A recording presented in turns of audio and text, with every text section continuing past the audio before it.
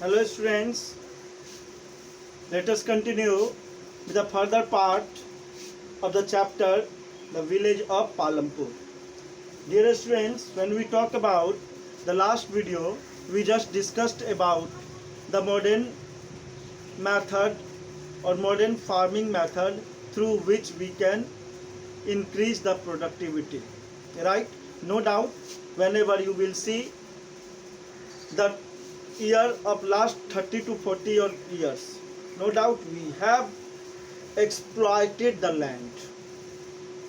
We just over use the land, whatever the different method which is possible, we have just implemented, and its result just happened that no doubt there is increasing in productivity very fastly and largely in recent years. अगर पिछले 40 सालों की अगर हम बात करें तो 70s के बाद से 70s के ड्यूरेशन से ग्रीन रिवॉल्यूशन हुआ, और उसके बाद हम बढ़ती हुई पॉपुलेशन को की रिक्वायरमेंट को फुलफिल करने के लिए जो भी डिफरेंट मेथड्स था प्रोडक्शन का जिससे कि हम प्रोडक्टिविटी को बढ़ा सकते हैं, उन सारे मेथड का हमने यूज किया, जिसका रिजल्ट हुआ कि ग्रीन रिवॉल्यूशन. आज हम देखें इंडिया, तो इंडिया की अगर हम बात करें तो आज हम सेल्फ सेटिस्फाइड हो गए हैं.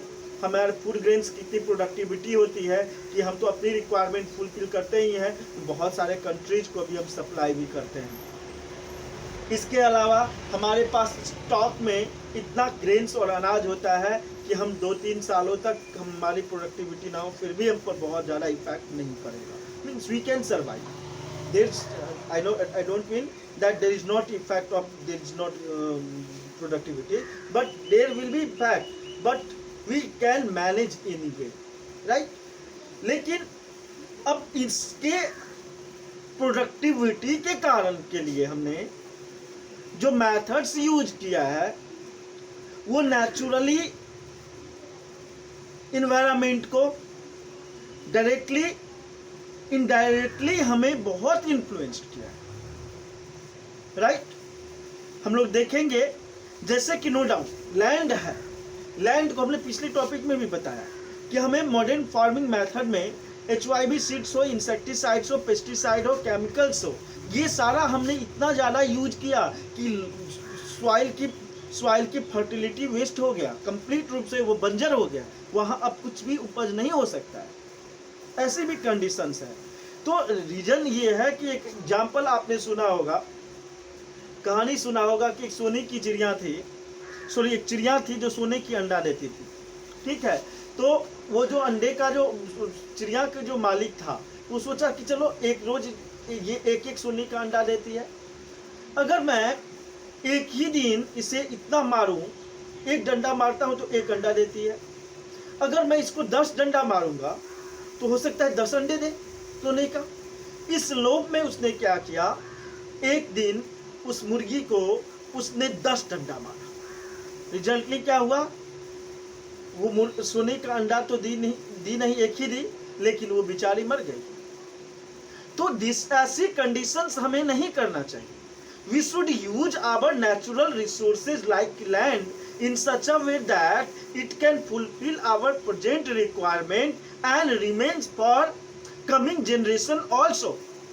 If once we use it, then it will not remain for coming generation.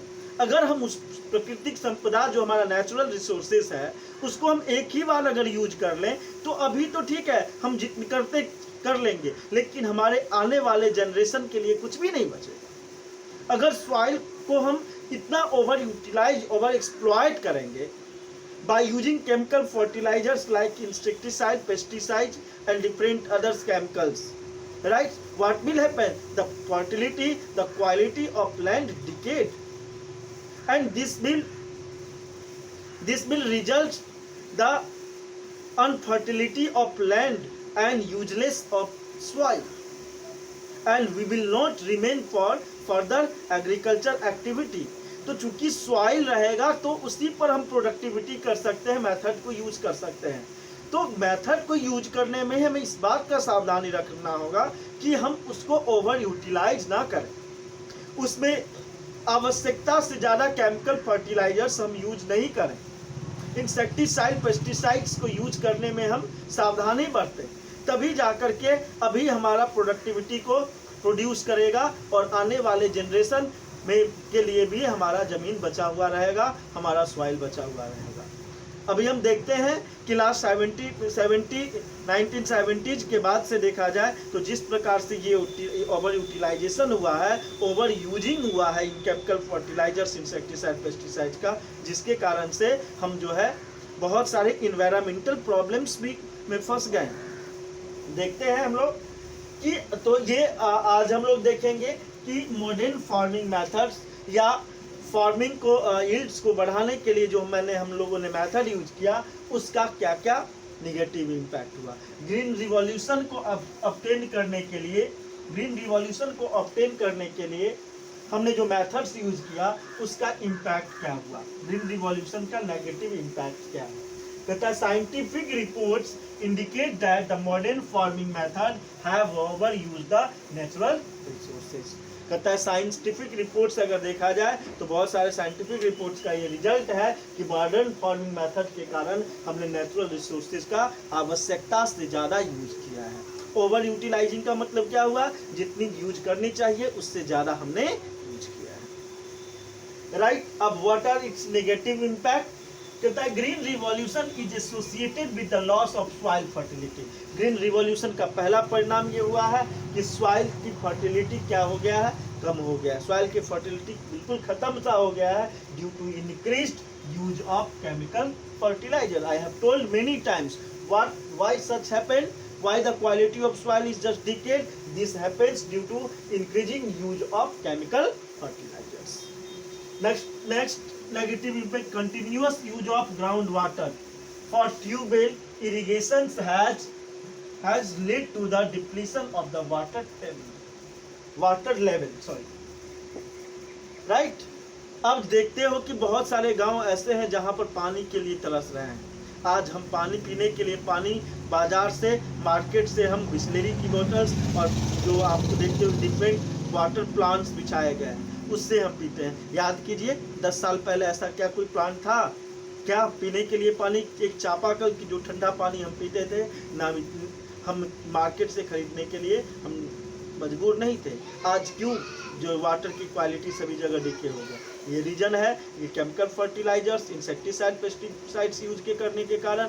इसके अलावा एग्रीकल्चर के लिए जो इरिगेशंस के लिए हमने तेजी से जो ट्यूबवेल्स और पंपिंग सेट हमने जो असेंबल कराया, जिसके कारण वाटर का लेवल ग्राउंड से जितना पे था पानी मिलती थी उससे काफ़ी नीचे चला गया है। आप बहुत सारे ऐसा एरिया, जबकि बिहार में ही बहुत सारे ऐसे जिला हैं जहाँ पर मतलब कि गर्मी आते ही क्या होती है, सारे ट्यूबवेल क्या होता है, मोटर, ये सारे वर्क करना बंद कर देते, पानी लोड ही नहीं लेते, पानी आता ही नहीं है। इसका मतलब क्या है कि वाटर का लेवल काफ़ी डाउन चला गया है। मान लो आपके एरिया में जो भी हो, लेकिन अगर देखा जाए कुछ ऐसे भी डिस्ट्रिक्ट हैं जहाँ 300-300, 400-400 फीट नीचे मतलब ट्यूबवेल गाड़ने के बाद भी पानी नहीं मिलता है। आज सारे लोग जो है समरसीबल करवाने के लिए मजबूर हैं। समरसीबल भी 4 जगह हम लोग मतलब इंस्टॉल करने का कोशिश करते हैं तो एक जगह सक्सेसफुल होता है। इसका रीज़न क्या है? इसका रीज़न है कि इरिगेशंस के लिए हमने जो तेज़ी से हमने पंपिंग सेट आदि का यूज किया, जिसके कारण से वाटर का लेवल क्या हो गया है, काफ़ी डाउन हो गया है। समर आते ही आप देखोगे कि बहुत सारे ऐसे डीएम होते हैं डिस्ट्रिक्ट के, वो ये रिस्ट्रिक्ट कर देते हैं कि कोई भी मतलब मोटर, खेतों में मोटर नहीं चलाएगा, पंपिंग सेट नहीं चलाएगा। रीज़न क्या है? रीज़न ये है कि वाटर का लेवल काफ़ी डाउन हो गया है और due to down of the water level what happens, there is the problem of drinking water right in front of us. Now think, if we are just facing such problems, then what will happen for coming our next generation? हमारे आने वाले generations को और कितना problem face करना पड़ सकता है। इसलिए ये these are the just impact of the green revolution, these are the impact of the modern farming methods. Now next impact environmental resources. The soil fertility and the groundwater are built up over years. इसका reason क्या था कि last कुछ सालों में देखा जाए तो तेजी से क्या हुआ है, केमिकल फर्टिलाइजर्स का यूज किया गया है, जिसके कारण से इन्वायरमेंट क्या हो गया, पॉल्यूटेड हो गया है। इसके अलावा बहुत सारे मतलब ट्यूबवेल्स, ग्राउंड वाटर्स, बहुत सारे ट्यूबवेल्स आदि असेंबल कराया गया है, इंस्टॉल कराया गया है, जिसके कारण से वाटर का लेवल काफ़ी डाउन हो गया। Once destroyed it is very difficult to restore them.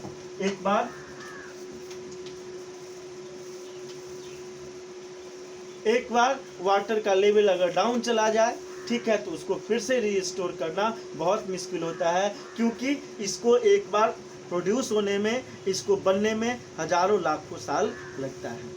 कहने का मतलब ग्राउंड के नीचे देखा जाए तो वाटर का रिजर्वेयर जो है, वाटर जो है वो क्या लिमिटेड है।